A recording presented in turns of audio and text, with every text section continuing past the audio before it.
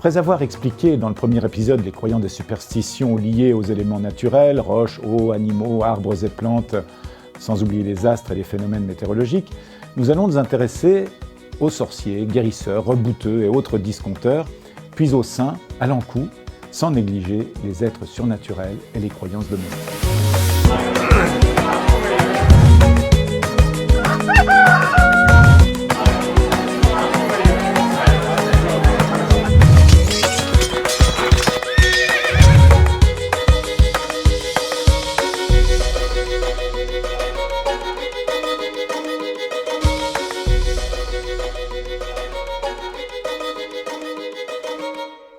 De même que les guérisseurs et rebouteux sont réprouvés par les médecins, les jeteurs de sorts, diseurs de bonne aventure et autres sorciers sont condamnés par les prêtres qui les jugent comme des suppôts de Satan.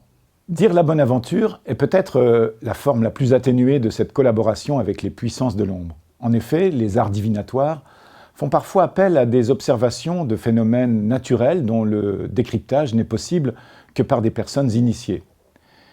Les procédés de divination sont nombreux et variés, lignes de la main bien sûr, mais aussi les cartes, les fonds de bolets, les tamis. Au milieu du XVIIIe siècle, un mendiant devin, qualifié parfois de prophète, qui circule dans les pays de Pluvigné et de Grandchamp, connu sous le nom de Rouet Stéphan, doit sa célébrité à la justesse et à l'étrangeté de ses prédictions. Certaines étaient très précises et immédiates. D'autres parurent plus énigmatiques à l'époque. Il y aura des routes jaunes et des routes rouges, des routes de fer qui se croiseront partout comme des toiles d'araignée. Les temps viendront où les hommes voleront dans les airs comme les oiseaux, ils voleront enfermés dans des cages en fer.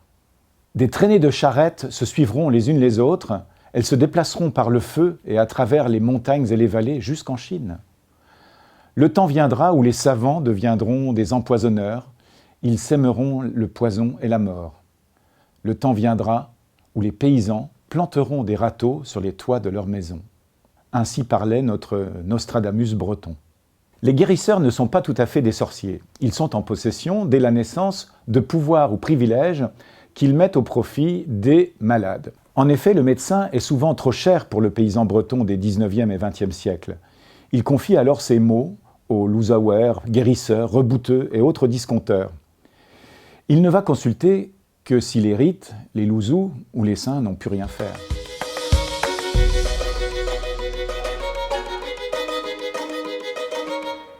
Tout comme les pierres et les fontaines, saintes et saints peuvent favoriser la maternité. Non seulement les jeunes bretonnes devaient se marier, mais aussi, et peut-être surtout, faire des enfants. La stérilité était considérée comme une véritable catastrophe. On avait tant besoin de bras pour les travaux des champs. Pour les Bas-Bretons, Saint Guénolé est sans conteste le plus réputé, et les Bretonnes ne se contentent pas de réciter leur chapelet ni d'allumer un cierge devant la statue. Elles s'y frottent dévotement le ventre.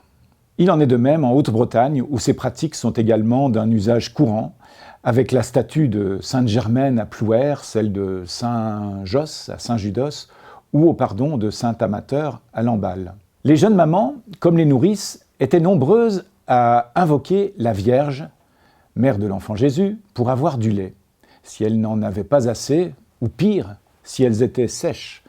Alors, elles invoquaient ces vierges allaitants, aux poitrines plus que généreuses, mais aussi, souvent, des saintes moins connues, comme celle de Briec, Saint-Gwen, qui possédait 3 saints, ou Sainte-Agathe à Langon, près de Redon. Mais l'un des sanctuaires bretons les plus vénérés par les nourrices est Notre-Dame de Kergornet, en Gestel. Lors de ce très célèbre pardon des nourrices, celle-ci priait tout d'abord Notre-Dame du Sein, représentée par une statue de Vierge allaitant, puis se rendait en procession à la fontaine sacrée. Elles y buvaient l'eau à profusion, avant de le faire couler, bras levés, dans leurs manches, et se frotter vigoureusement la poitrine avec des cailloux. Mieux vaut prévenir que guérir. Le breton a appliqué à la lettre ce célèbre dicton pour faire face à la précarité de la vie, aux aléas climatiques ruinant les récoltes, aux maladies frappant trop fréquemment les humains comme les bêtes. Ainsi, on trouve des saints protecteurs des paysans et des récoltes. Une statue de saint Isidore, le patron des laboureurs, représentée avec une faucille à la main, était presque présent dans toutes les églises et chapelles rurales.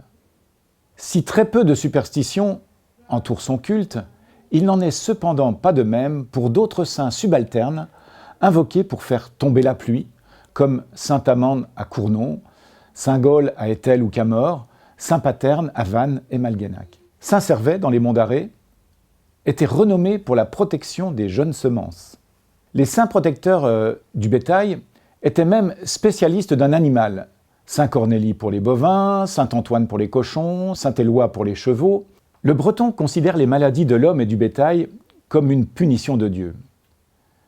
Dans chaque cas, on s'adresse aux saints spécialistes. Cette pratique est certainement très ancienne, comme le prouve une fresque du XVe siècle de la chapelle de Stivale, près de Pontivy.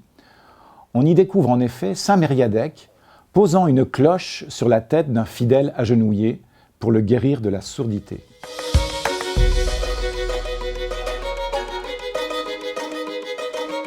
Les Bretons et la mort. Au XIVe siècle, la Bretagne n'échappe pas au fléau qui accable l'Europe entière. Guerre de 100 ans ou guerre de succession de Bretagne, mais encore plus dévastatrice est la peste noire de 1348, puisque près de la moitié de la population est décimée. La mort frappe au hasard, riches seigneurs et pauvres paysans, comme le décrivent si bien au siècle suivant les fameuses danses macabres qui occupent les murs de nombreuses églises de Bretagne. Au XVIe et XVIIe siècle furent édifiés de somptueux enclos paroissiaux en Bretagne, tout particulièrement dans le pays de Morlaix et de Landivisiau. La maison des morts, l'ossuaire, surprend par ses dimensions imposantes, comme si elle prétendait rivaliser avec la maison de Dieu, l'Église. Partout s'affiche le clair message de la mort qui attend les humains, l'Ankou. L'Ankou de la Roche-Saint-Maurice l'affirme sans détour. « Je vous tue tous ». Celui de Landivisiau se fait ironique. « Or ça, je suis le parrain de celui qui fera fin ». Les intersignes sont comme l'ombre projetée en avant de ce qui arrivera. Cette définition d'Anatole Lebras des intersignes est particulièrement claire. Au début du XXe siècle, l'archéologue carnacois Zacharie Le Rouzic n'hésite pas à affirmer que les intersignes sont les plus nombreuses et les plus vivaces des croyances populaires de nos campagnes. Toutes les familles en possèdent qui leur sont particulières. Et si la foi en les spontailles, revenant, commence à disparaître, les croyances dans les intersignes restent intactes. Dès qu'il y a une mort violente ou douloureuse, plusieurs personnes viennent affirmer qu'elles en étaient prévenues par tel ou tel fait. Tout est dit. La croyance en ces intersignes persiste de nos jours. Qui n'a jamais eu cette impression qu'il avait conscience de l'imminence d'une mort ou d'un accident ? L'Ankou. Il suffit de prononcer son nom pour éprouver un sentiment d'effroi. L'Ankou est la mort personnifiée. Sa réputation est déjà bien établie sous ce vocable au Moyen-Âge. S'il est représenté au XVIe et XVIIe sous les traits d'un simple squelette brandissant une lance ou tenant une faux emmanchée à l'envers, l'Ankou va se voir doté au XIXe siècle d'un véhicule pour accomplir sa sinistre besogne. La carrique ou carriguette en Ankou, le char ou la charrette de l'Ankou. Anatole Lebras affirme également que le dernier mort de l'année dans chaque paroisse devient l'Ankou de cette paroisse pour l'année suivante. Il semble que cette tradition ne soit pas commune à toute la Basse-Bretagne, puisqu'à Guémené-sur-Scorff et à Bernay, par exemple, c'est le premier mort de l'année qui devient l'Ankou.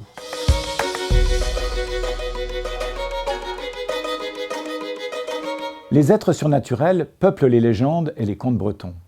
Les sirènes, nains de mer, sirins et autres morgans des mers, les corrigans, loutounes, poules piquées, corilles, follets et autres corandons dans les landes et les forêts, les lavandières de la nuit et le bugulnose, ou berger de la nuit, craint ou recherché, ces êtres dont l'existence fugace se cantonnait aux veillées et aux rêves, ont depuis longtemps envahi le monde des croyances. Les lavandières de la nuit. Elles sont évoquées dans toute la Bretagne. La plupart du temps, elles sont reconnues comme des femmes mortes prématurément en couche, assassinées ou encore suicidées. N'ayant pas eu leur temps sur Terre, elles reviennent la nuit pour effectuer leurs tâches quotidiennes, et c'est ainsi qu'on peut les entendre la nuit taper du battoir dans les lavoirs ou aux abords des étangs et des ruisseaux. Elles ne sont pas de simples revenants, si on peut dire. Lorsqu'elles ont fait leur temps, elles ne reviennent plus.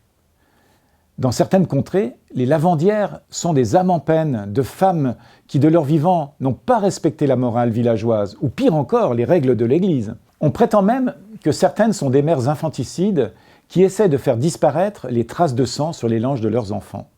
Les dames blanches. De la jeune fille vêtue de blanc qui, par temps de brouillard, hante le château de Tonquédec, à celle plus connue du château de Tressesson en Brocéliande, fantôme d'une jeune femme enterrée vivante, il existe de nombreuses dames blanches en Bretagne. Ainsi, dit-on à Rennes, les demoiselles guillotinées sous la Terreur viennent tenter la place du Palais les nuits de pluie ou de brouillard. Sur le rivage de l'île aux Moines, des dames blanches peignent leurs longs cheveux.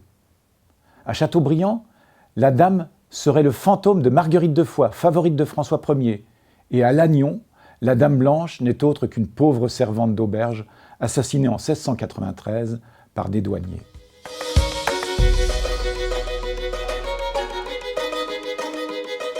Les croyances et les superstitions se manifestent également dans la vie quotidienne, à la maison, et sont particulièrement présentes lors des grandes étapes ou des grands événements de la vie. Dans les siècles passés, la mortalité infantile est telle que tant que l'enfant n'est pas baptisé, on le garde sous grande surveillance et un chapelet béni passé autour du cou n'est pas de trop, au risque d'étouffer le bambin. De même, un bâton de genêt posé dans le berceau constitue une efficace protection. Les pierres de croix, ou staurotides, ainsi que les bonnets de baptême, cousus dans les doublures des vêtements, s'avèrent de puissants talismans. La cérémonie du mariage est l'objet de curieuses croyances dont la flamme d'une bougie est le révélateur. En effet, si pendant la messe, les flammes des cierges que tiennent les mariés sont claires et brillantes, la vie des mariés sera longue et heureuse. Si la flamme s'éteint, c'est signe de deuil. Et si elle vacille, signe de mauvaise santé ou de difficultés dans le couple. On ne peut guère terminer ce large panorama sans évoquer une croyance domestique ayant pour sujet le vol du beurre, denrée chère aux Bretons. En 1895, en Ille-et-Vilaine, Adolphe Forain évoque ce sujet à Bain, où un sorcier est mis en cause. Dans le pays nantais, à Frossois, c'est le diable qu'on accuse, et il faut alors bouillir dans un pot le cœur d'un mouton percé de 5 clous. À Carnac, il faut réciter sans être vu certaines formules magiques dans la prairie des personnes dont on convoite le beurre. Les croyances domestiques sont moins nombreuses de nos jours, mais certaines, comme celle qui consiste à ne jamais mettre sur une table un pain retourné, ou ne pas ouvrir un parapluie dans une pièce, briser un miroir ou un verre blanc, sont encore assez vivaces. Si cette vidéo vous a plu, vous pourrez en retrouver beaucoup d'autres sur le site mooc.bzh.